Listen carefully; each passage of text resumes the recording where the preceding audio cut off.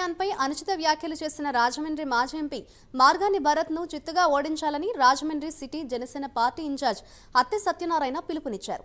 అభివృద్ధి పేరుతో కమిషన్లకు కక్కుర్తిపడి రోడ్లు, డ్రైనేజీలు అస్తవ్యస్తంగా నిర్మించారని మీడియా సమావేశంలో ఆరోపించారు. ఆయన అధికారంలో ఉన్న 5 ఏళ్లు ఉపాధి కల్పించని భరత్ ఏటా 10,000 ఉద్యోగాలు ఇస్తానడం హాస్యాస్పదంగా ఉందని అన్నారు.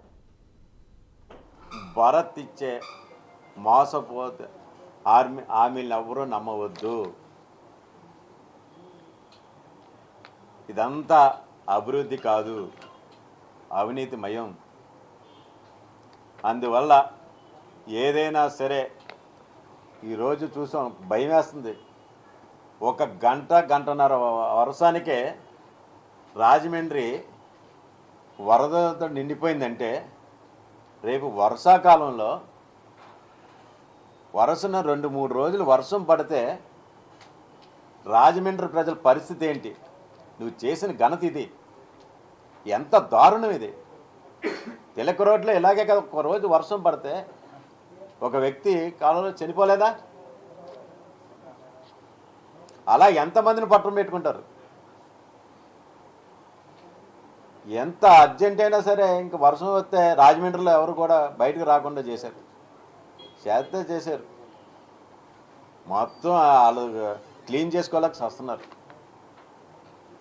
ఒక విధంగా ఎలక్షన్ కోడ్ అమలు అవ్వడం వల్ల ఏంటో కానీ మన కమిషనర్ గారిని ఒక విధంగా మెచ్చుకోవాలండి.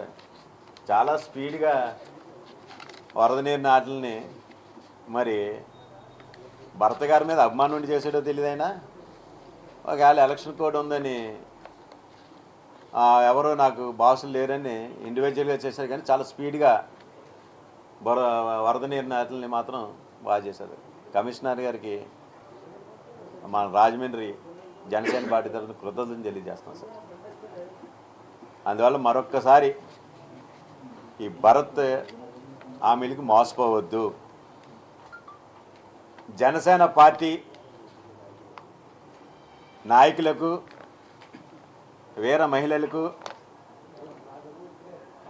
జన సైనికులకు, జనసేన సానుభూతి పరులకు అందరికీ కూడా చేతులెత్తి నమస్కరించి మరీ చెప్తున్నా,